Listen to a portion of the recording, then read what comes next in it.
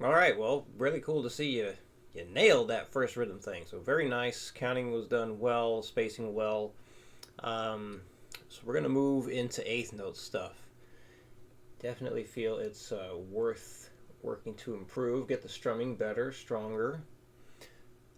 So one thing we're gonna do here, so with this, just about 10 to 15 minutes working up as fast as you can, and we're going to be doing the method of starting at 60 and going up in 5. So you got to play the whole thing correct at 60, then bump it up 5 and do it again, only moving on when you've nailed it. Just like we talked about in that How to Practice Your Lessons video, right? Um, so hopefully that metronome method ebook opened up for you well. Yeah, you got to use that Kotobi reader, because some other readers can open that book, but because of like the way the chapters are laid out and like links and videos and stuff in there, I always feel it's just easiest just use the same software from the creator. So the ebook was put together using Kotobi, so the reader makes sure it opens. It used to be just a PDF, but I upgraded it and included videos and other stuff in there. So basically, the main point of that book is start at 60, go up in 5s every time you play it right until you can't go any further. So yeah, with this stuff here, we're going to try a couple things. So one thing I want you to start working on is 3 fingers. So I see that you've been using like your first and third, which is fine for some stuff. I'm just curious if you're barring with your ring finger or it just looks like you might be barring. Now, issues that could happen with that, and why I usually try and stay away from that, is because a lot of times people will get a fourth string played in these chords, and we don't want that. Now, if you're really good at the barring and you're always just getting those 3 strings and not accidentally getting a fourth, fair enough. Of course, as long as you're able to really be accurate with what's being held down and you're not holding down anything else. Because like when you start strumming a lot faster in your barring, you might end up accidentally getting that extra note, and that's what we want to avoid. But I do have a friend who plays guitar as well, and he always bars with the ring finger, and he never has any problems with hearing extra notes. So, if you are barring it and you have no problems with hearing an extra note, or basically, I should reword that. If you are barring those 2 strings and you never hear an extra note, well, then you're good. But if if you're only trying to hit 2 strings instead of 3, I want to work on making sure you do hit all 3 strings, so this way you can have a little bit bigger chords. Sometimes we'll be doing 2-string stuff again, but want to make sure you can do both well, because we want those options to be able to play whatever we want. But yeah, having all 3 fingers, that's basically how I always do these kinds of chords. When we get into clean chords, and yes, we'll need to do that eventually, it's good for theory. Very good for theory. It's also good for black metal. It's not a clean chord, but basically a minor bar chord. Anyway, because you can't play that chord while barring with your ring finger. So not a bad idea just to get used to the pinky and being involved, especially if you're not used to it.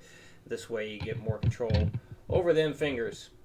Anyway, so I have here the 8th note count being shown, and judging from the stuff that you play or how you played things in that skill and knowledge evaluation thing, looks like you understand what this stuff is saying.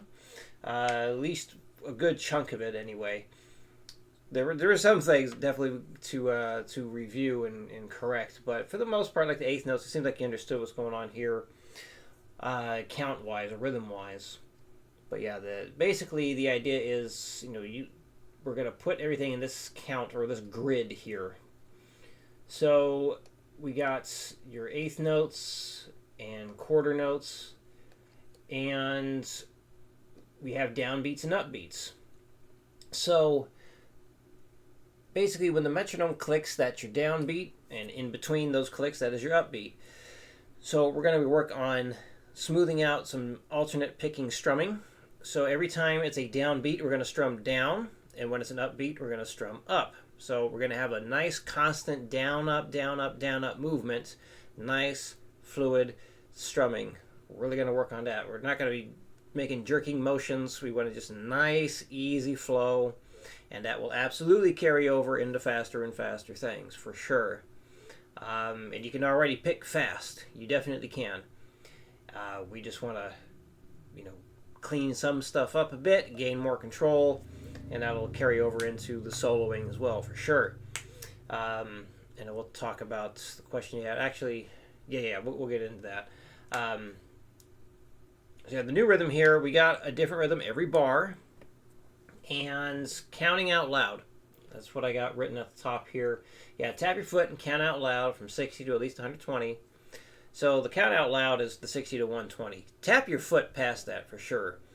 Now, when it gets going really fast, a lot of times I will just tap my foot on the first and third beat. But, tap and tap and tapping your foot is really going to help make sure you're staying in time with that metronome. I think I've talked about it a bit last time. But yeah, tapping your foot, I put a note up there because a lot of times people forget to do that, or they think it's good to be able to do it without the tapping.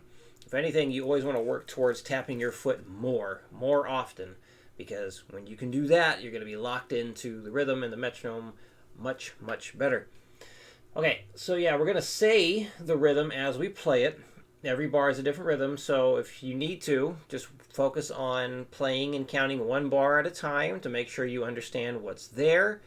And then you can work to 2 bars, 3 bars at a time, just basically gradually expand how many bars you're playing. But I'm going to say what the count is while I'm playing it so you know exactly what we're doing. So yeah, saying only what you play. So we're not going to just count the 1 and 2 and 3 and 4 and 1 and 2 and 3 and 4 and the entire time, because we're just going to say what we're playing like within this grid here. So basically, I'm just going to put on the click and count it. And this is a really good thing to do as well. Just practice counting, practicing the count stuff, because you'll be better at rhythm, and it can help with solos as well, because basically the better your rhythm, the better everything is. So this is what you got. It is 1 and 2 and 3, 4. 1, 2 and 3 and 4. 1, 2, 3 and 4 and 1 and 2. 3, 4 and 1, 2 and 3, 4 and 1 and 2, 3 and 4, done. So yes, that last chord is a whole note. No need to let that ring out all 4 beats. Just hit it, be done, and move up to the next speed. It's just easiest to fill it out as a whole note, so that's why I'm doing that. So yeah, practicing, we're just going to hit it and move on up. Alright, so here we go. I'm going to play it at some different speeds, just like last time, so you can verify and make sure everything is going correct. 1, 2, 3, 4, 1 and 2 and 3, 4. 1, 2 and 3 and 4. 1, 2, 3 and 4 and 1 and 2, 3, 4 and 1, 2 and 3, 4 and 1, 2, 3, 4, done. So yeah, see the hand just going down, up the whole time. Alright, it's 120. 1, 2, 3, 4, 1, 2, 3, 4, 1, 2, 4, 1, 2, 3, and 4, and 1, and 2, 3, 4, and 1, 2, 3, 4, and 1, and 2, 3, and 4. Alright, and 80. Or 180. 1, 2,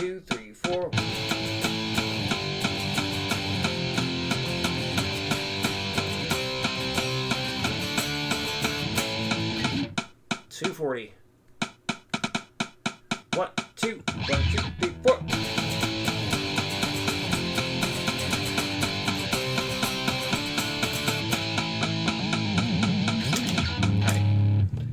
I'm going to change something here with the time limit stuff, since we're only doing like one rhythm thing and one theory thing. Let's change this to 15 to 20 minutes instead of 10 to 15. I think that'd be fine. So yeah, with this one, if you reach 240 early, you're welcome to send a video in early, and just go up in 20s again, just like you did. You want to go past 240, absolutely, you can do that. You're welcome to do so. But if you do not reach 240 by time to submit stuff, a full practice session, 60, 65, 70, 75, the whole thing unedited, just send it on over. Gives me all the info I would need, hopefully, to make sure everything's going okay and see if I spot anything that needs some work. So yeah, let's get into the scales and solo stuff. So you said that that other song is on the back burner now, so that's okay, because like all the solo stuff, like the theory and just understanding the theory is going to let you know, or give you the knowledge to figure out what key or scale and mode things are in without me telling you, which is the goal eventually, right? So you don't need me to tell you anything. Give you all the information and the tools so you got it all down, right? Might be a bit the ways out, of course. I mean, theory is freaking vast. There's a lot of stuff. So we are just barely scratching the surface with that. But yeah, anytime you are working on something, you're like, hey, what should scale or should I use for whatever, just let me know. So we are going to... Oh, yeah, your question there. When you said also figuring out the phrasing for the song, feel like you should step back on the front of the bar when the vocals comes on, or when the vocals come in. So try it. Honestly, just try it, and just keep doing things.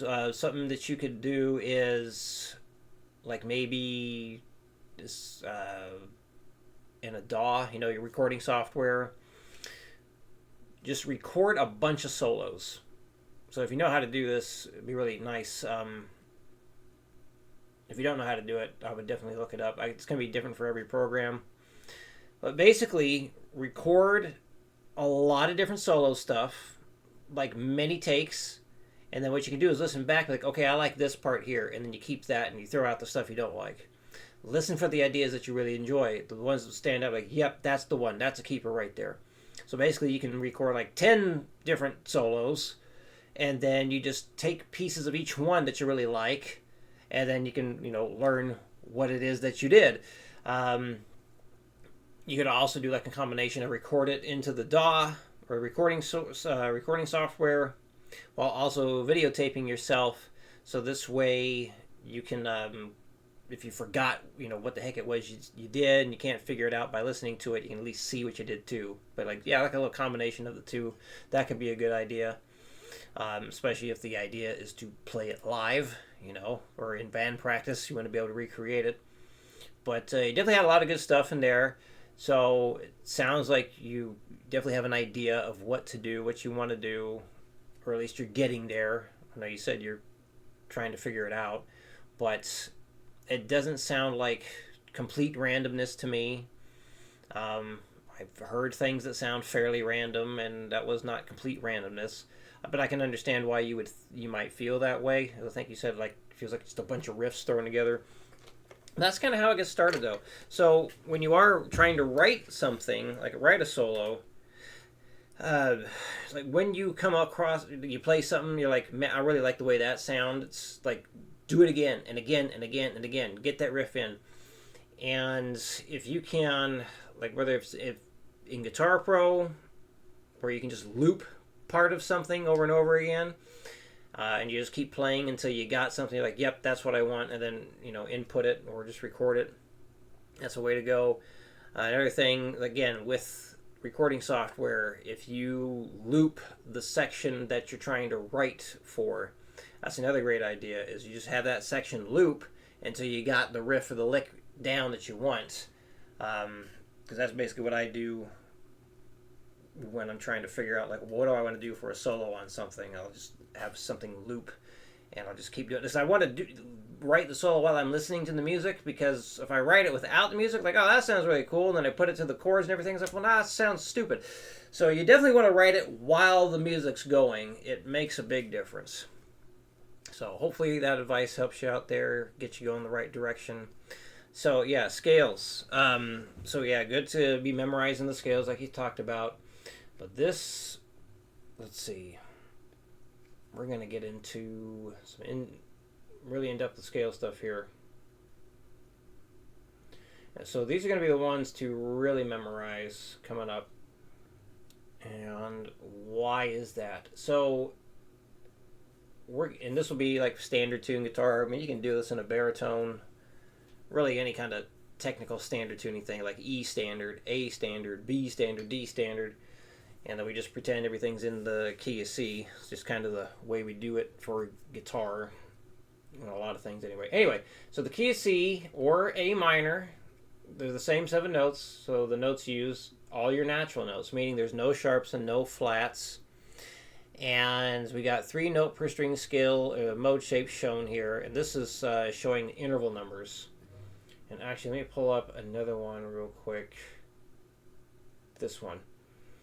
So yeah, this is all the notes being shown. So basically, we got a 24 fret fretboard, and all these notes, all the dots are the notes in the key of C. And then what I have is the 7 different scale shapes or mode shapes shown,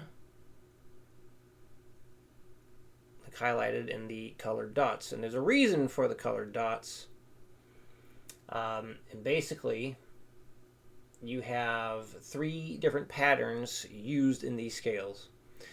Now, for the Phrygian mode, it's actually this shape right here. That's the Phrygian mode going across all 6 strings and in standard tuning. The Phrygian dominant mode, the colored system, it won't work the same because it's in harmonic minor and it's just a different kind of pattern. So this is all about like your natural major key or minor key stuff. So I'm also going to send a video that kind of goes into more detail about this, where I was like responding to, we do like a little reaction commentary on a video where it's showing this color-coded idea, and it gets more into modes in that one too. But anyway, this would be a good one to watch to supplement this lesson, so I can kind of try and get to these important points a little bit more quickly. Anyway, so yeah, the colored stuff, basically you have a whole step, whole step. So starting on this note here, when you go up 2 frets, that's a whole step. So you got that pattern, a whole step, whole step. And you got this next pattern where you go up a half step and then a whole step.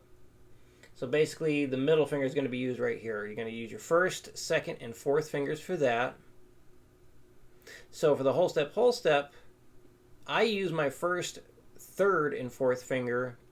That works well for my wrist and my fingers. A lot of people will use their middle finger for this. Either one is fine. Whatever works for your wrist, for your hand, that's okay. But be consistent with it. You want to always use the same set of fingers as much as you can. So when you're going up and down the scales, whatever you play or whatever fingers you use going up, that's what you want to use coming down. So anyway, the 3 patterns. So you got the whole step pattern. And I'll call this the middle finger pattern because you're going to use your 1st, 2nd, and 4th finger. And then this one, you go up a whole step, then a half step. So you can use your ring finger in here. So the ring finger pattern. So whole step pattern, middle finger pattern, ring finger pattern. So whole step, half step, whole step, and then whole step, half step. And that's going to be used for every single one of these. There's always a combination of those. So like here we can see, again, you have to get your whole step, half step, then the whole step, and half step, whole step. You got down here your half step, half step, and then the 2 whole steps. And it just continues on like that. So basically, there's some things going on to help you memorize this stuff a little bit quicker. Let me pull up another one. I'm going to send all this to you. Okay, so this, is good more into modes here, but we'll get more into what modes are or whatnot. But right now, I just want to help you get started with memorizing these things. And oh no, this is not showing the mode or the. Oh, I think I goofed up in making the scale. I just recently started redoing everything to make it easier to read, and I just spotted an error. Okay, let's try and get that fixed real quick.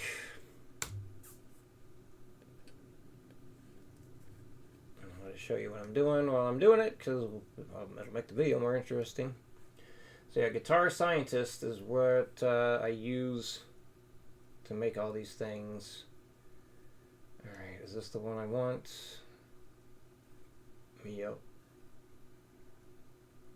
Right, so that is incorrect. Root note selector. That's the root notes. I think that's all correct now.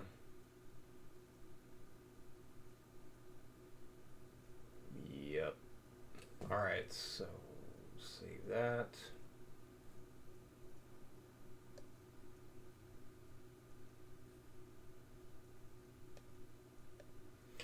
And let's download this.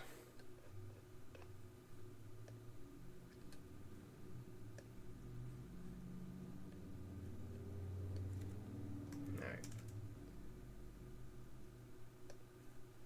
So close the incorrect one.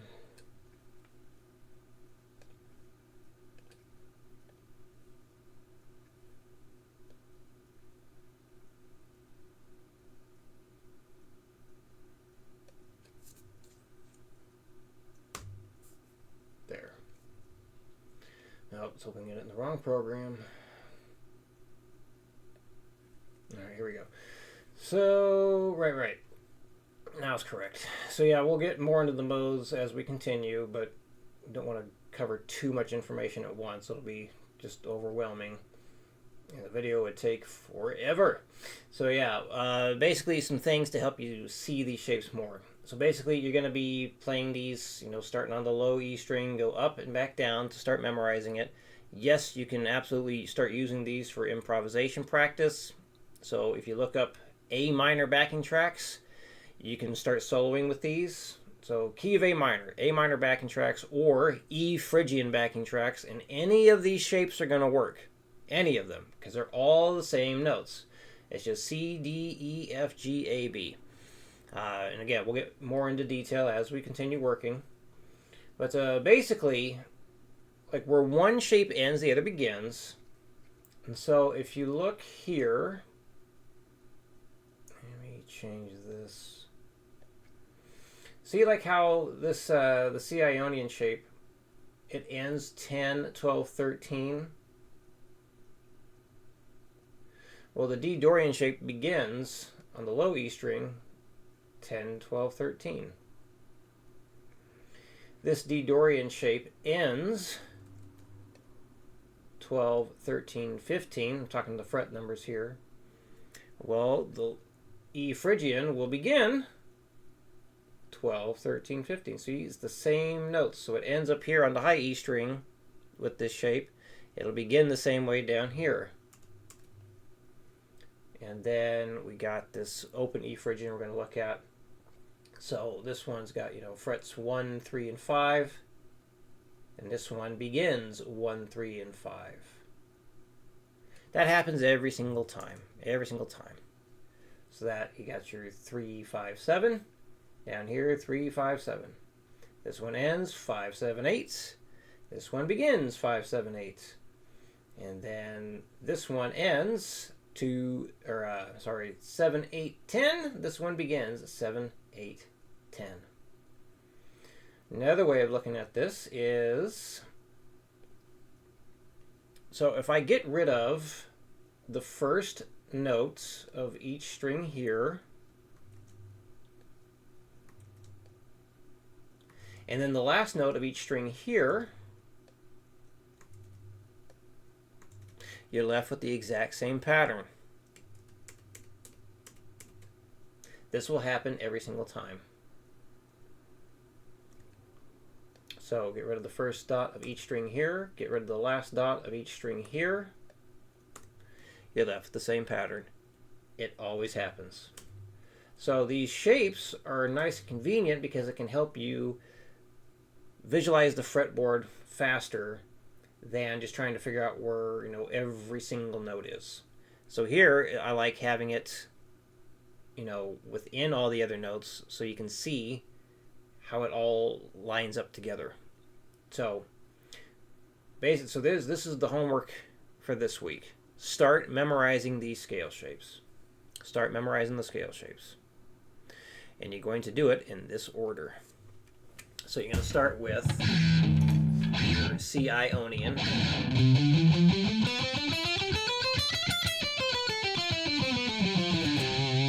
And then the D Dorian.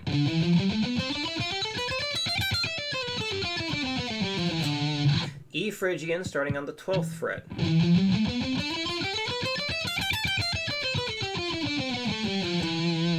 And then do the same one but open. So now you play it from the open position.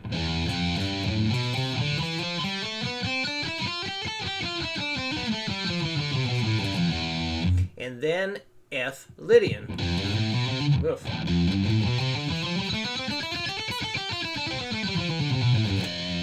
Then G Mixolydian.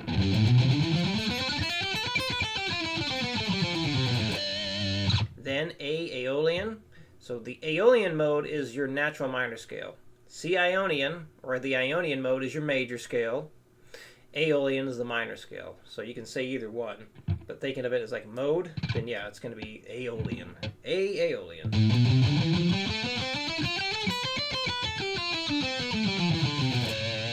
And last, B Locrian.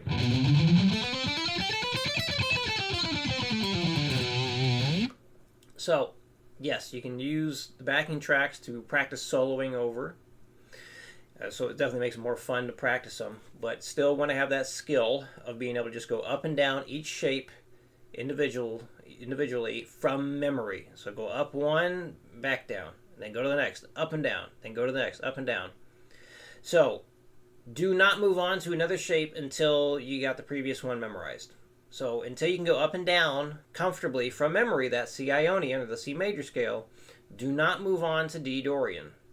When you can play C Ionian and D Dorian comfortably from memory, it's got to be comfortable, not a big struggle, no mistakes. It cannot have any mistakes. You have to be able to go up and down perfectly, and then go to the next shape, up and down perfectly.